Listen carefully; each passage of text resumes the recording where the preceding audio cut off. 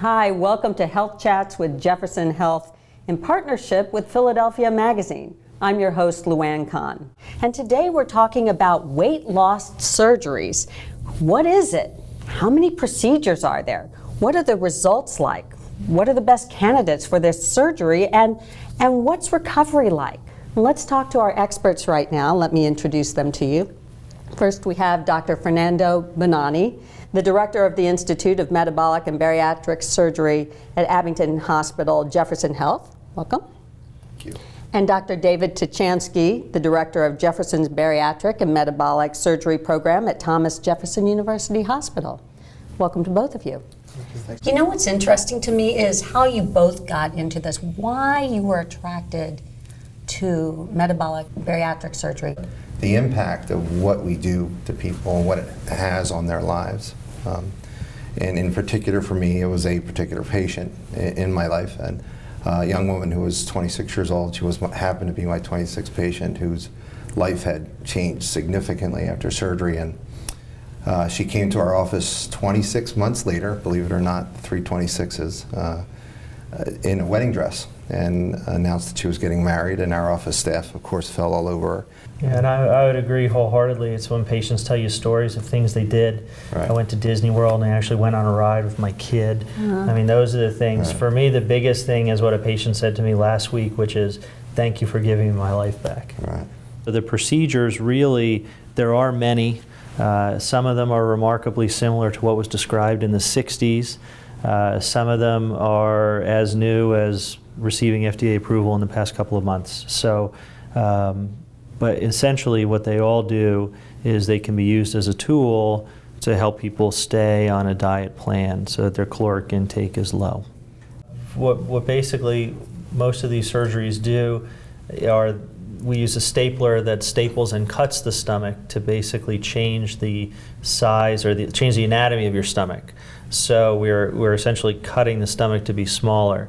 It's very different from stomach stapling that was a fad in the 70s and 80s, because the type of staplers we use are not only better, but they also introduce scar tissue to the stomach. So the procedures are much more durable now than the stomach stapling of the 70s and 80s. So basically you make it so you can only eat so much. That's correct. That's correct. So let's talk about, because I'm sure people are watching her saying, well, would I be a good candidate for that? What makes a good candidate for one of these surgeries? If your body mass index is over 40, which is roughly about 100 pounds overweight, or if your body mass index is over 35, but you have a weight-related condition like diabetes, hypertension, sleep apnea, and heart disease, then these procedures are likely statistically a good idea. So it's typically a minimum of 100 pounds overweight. Okay.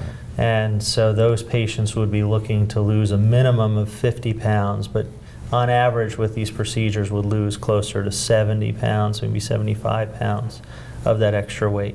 This is a very dramatic possible change, lifestyle, eating, different things. Absolutely. You know, in this society especially, we presently treat 1% of all patients who could actually use the surgery. So the stigma alone of being overweight brings on a certain level of guilt that patients put onto themselves, that makes them not only embarrassed, but this is over the top kind of feeling.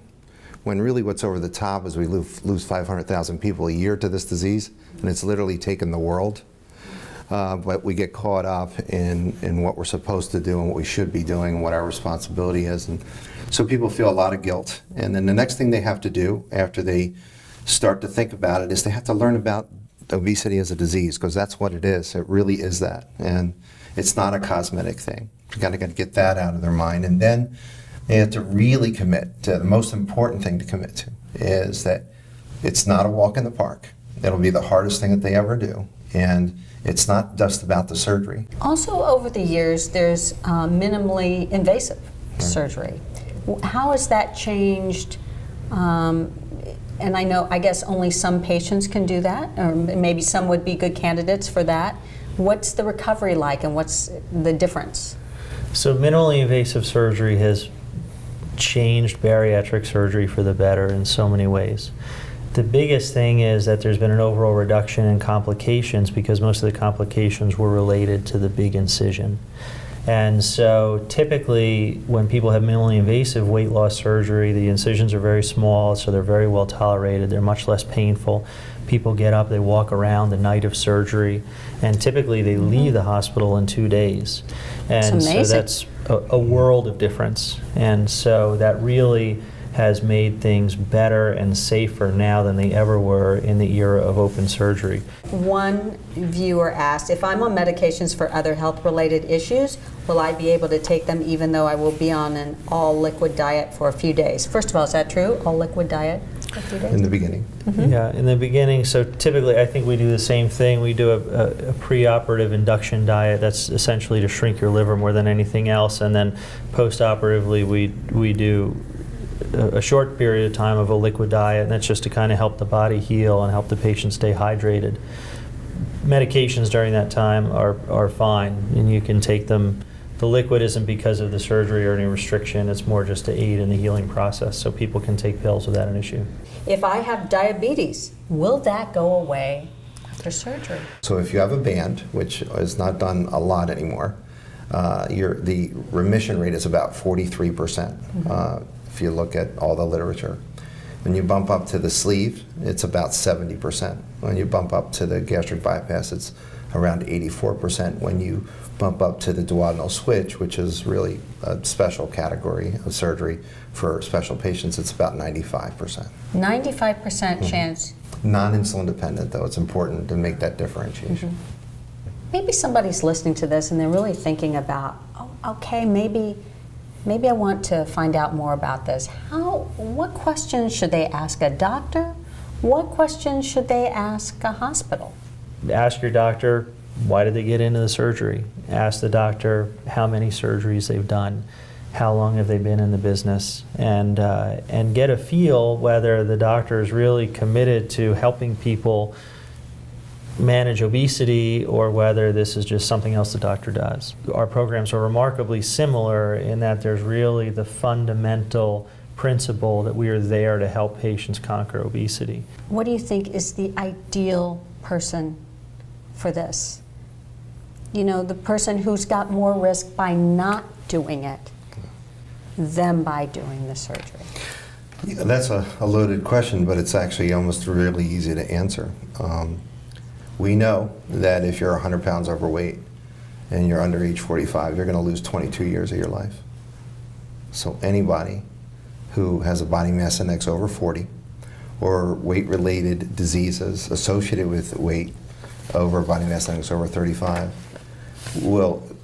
there's no doubt that they will benefit more from the surgery than not having it. I would like to leave viewers with the idea that it's not a secret that obesity is, since the 1970s, has tripled. So it's not something in the water, and it really is an epidemic. And before they judge themselves or their decision, they should try to get information on it. And the best way to do that is to go to Jefferson or Abington's information session. There's all different ways of doing it. You can do it online, you can do it, most of it is live.